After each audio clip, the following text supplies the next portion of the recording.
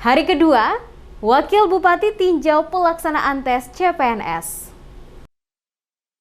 Wakil Bupati Maluku Tengah Marlatu Leleuri meninjau pelaksanaan tes calon pegawai negeri sipil atau CPNS tahun 2021 Kabupaten Maluku Tengah yang diselenggarakan di SMP Negeri 1 Maluku Tengah Masohi pada Selasa 28 September. Kehadiran Wakil Bupati untuk memberi semangat dan menyampaikan pesan kepada para peserta tes CPNS untuk tidak gegabah dalam mengerjakan soal. Penuh konsentrasi dan penuh semangat dalam menjawab segala pertanyaan. Tes CPNS Kabupaten Maluku Tengah dilaksanakan selama 3 hari, dimulai dari tanggal 27 September dan berakhir pada tanggal 29 September 2021.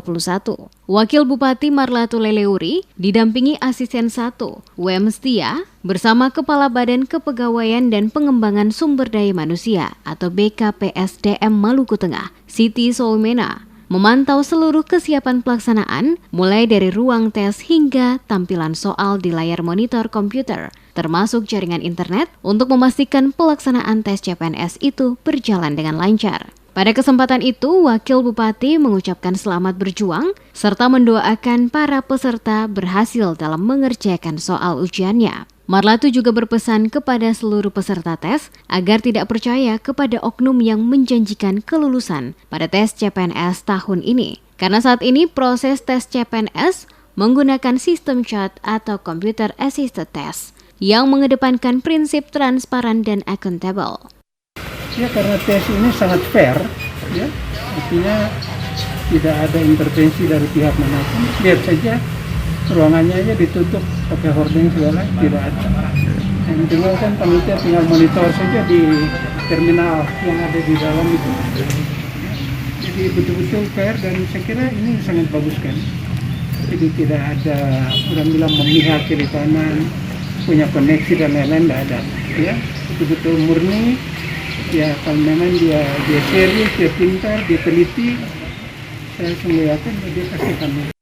Sementara itu, Kepala BKPSDMA Maluku Tengah, Siti Soumena, mengatakan bahwa peserta tes CPNS ini merupakan peserta yang telah lolos seleksi administrasi dengan jumlah 1.058 orang yang akan memperebutkan 479 kuota untuk 9 formasi. Rinciannya 147 untuk CPNS, terdiri dari 17 tenaga teknis dan 130 tenaga kesehatan, dan 332 untuk pegawai pemerintah dengan perjanjian kerja atau P3K. Dikatakan, pelaksanaan tes dilakukan di 2 titik lokasi, yakni SMP Negeri 1 Masohi sebanyak 638 orang, sedangkan yang mengikuti di titik lokasi UPT BKN Ambon sebanyak 447 orang, berlangsung 25 hingga 27 September 2021.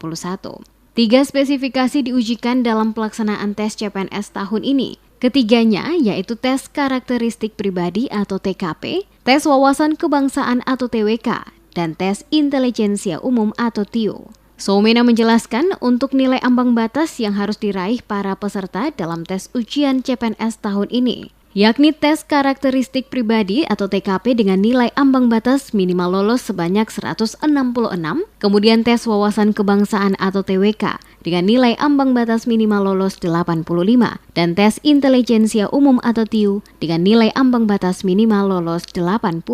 Jika nilai salah satu spesifikasi dari 3 spesifikasi yang diujikan kurang dari ambang batas, secara otomatis peserta dinyatakan tidak lulus.